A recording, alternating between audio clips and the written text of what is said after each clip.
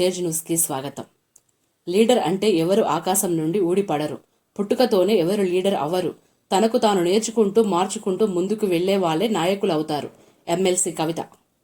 ఇంట్లో ఉండే ఇల్లాలు పొద్దున్న లేస్తే భర్తకేం కావాలి, పిల్లలకేం కావాలి, ఎవరికేం కావాలి అన్నీ కూడా ఆలోచించి డిజైన్ చేసి వాటిని టైమ్లీ ఎగ్జిక్యూషన్.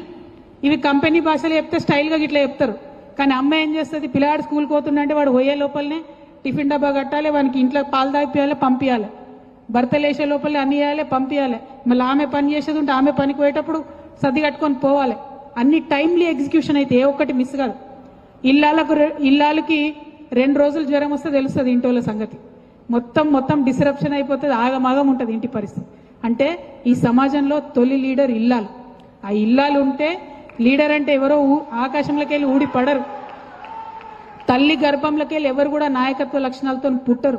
అందరూ సామాన్య శిశువుగానే పుడతారు.